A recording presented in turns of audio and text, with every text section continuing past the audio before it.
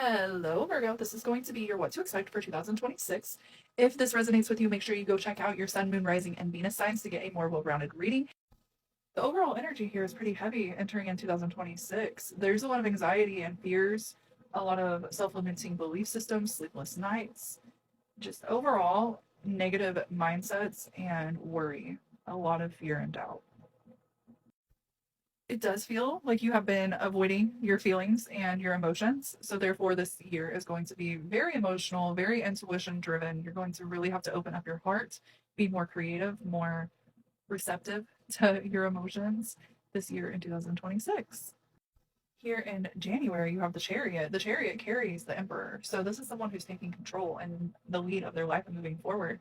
And things may not always be black and white, there is some gray area. So, it's important to kind of be lenient with your mindsets and more open to other perceptions. However, this is definitely successful moving forward energy for January. 1:33 on the clock, which is new beginnings, support, teamwork, collaboration, communication. With the Knight of Swords, as if it wasn't great enough that you have the fastest moving card in the deck with the Chariot, you also have the Knight of Swords, which is very practical, loyal, stable, honest, being authentic, taking direction, and really being honest and truthful about what way you want to take in your life. So that's really important. In March, it looks like you are stepping out of your comfort zone. You're coming out of isolation. You've been in this heavy reflective period for quite some time. This is where this anxiety is coming from, not knowing which direction to take, that sort of thing. Now you're opening up, you're starting to really come out of your shell, and you're taking what you've learned in this reflective period and putting it to work. 232 on the clock, which is support surrounded by stability, decision making, and planning. 1211 on the clock, new beginnings and decision making, as well as union, alignment, that kind of thing. Okay, so the Page of Pentacles. You are really opening up to planning in the physical here in April, and you're really opening up to new ideas, new structures. 1212 on the clock, 303 on the timer. You are really coming into alignment really, really strongly here in April. April is a huge month for you. It feels like things are really starting to open up, and you're starting to set boundaries here with the Nine of Pentacles. It feels like you're really setting your standards high. You have your guard up quite a bit, but it's really important to not get discouraged at this time, because just because you're in the planning stages does not mean that things are not coming together. 333 for support. Again, you are very supported by the universe. You're very aligned at this time and divinely protected. So keep that in mind. 344 on the timer. It feels like here in May you're getting really discouraged and you are losing the confidence because you do have your guard up so high and you're battling your anxiety and your emotions, and they're conflicting at this time. And you're kind of basing your success off of your materialism or what you have in the physical currently.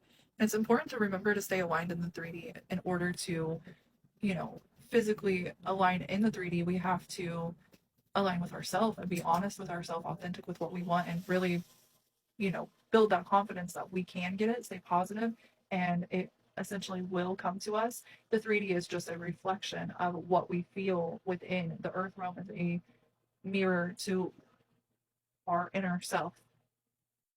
Here in June, it does feel like you're focusing on a loss or a disappointment that you've been experiencing, and it does feel like this is what's kind of holding you back.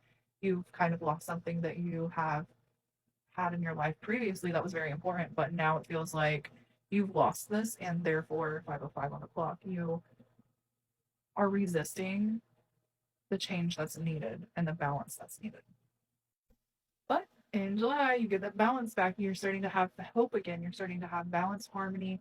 You're starting to align with your emotions and your thoughts, your all of the things, your ego, and it's starting to really balance out and show that you are divinely protected here in July. And with divine guidance does come divine lessons and awakenings. And it does feel like you are being faced with a choice or a judgment call where you are starting to face the truth and you're starting to awaken to the possibilities of new environments, new ideas, and building that confidence in order to gain that new perspective and whatever you're trying to gain here in the material world. In September, you're going to be maintaining this balance. You're going to start reaping rewards and really putting more effort into what you are attempting to create. And it does, I'm hearing, create more than you consume. So maybe you are an influencer, or you do have a tendency to like doom scroll, or, not put your best foot forward. However, if you are wanting to put yourself out there more, then it is important to create more than you consume. And here in October, it does look like you are coming into more smoother, calmer thought processes. You're able to kind of, with this Nine of Swords, where you were very anxious and not able to overcome these thoughts, you're really moving forward into new thought patterns and progressing into rewiring your brain, essentially, which is amazing. Which is bringing balance in November. It's bringing a lot of balance in your material world, your emotions, and it's allowing you to take that emotion and put it into something passionate.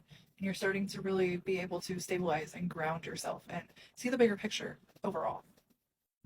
Which brings us to December, where you have a lot of daydreaming, a lot of options opening up for you. It's important to stay grounded and really, explore these options. Don't jump into things too quickly. Allow things to kind of progress. Use your intuition and be aware of tests that arise, because this is the illusions card 1221. This is 1221 today. It is the winter solstice. So this is very important this winter to be cautious of your endeavors, but also remain open to the possibilities.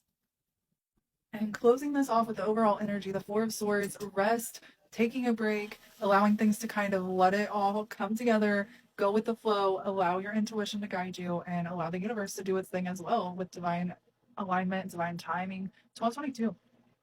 I wish you the best of luck, Virgo. If this resonates with you, again, check out your other sign, Sun, Moon, Rising, and Venus. Thank you guys so much. I love you guys, and I wish you the best this year. Bye.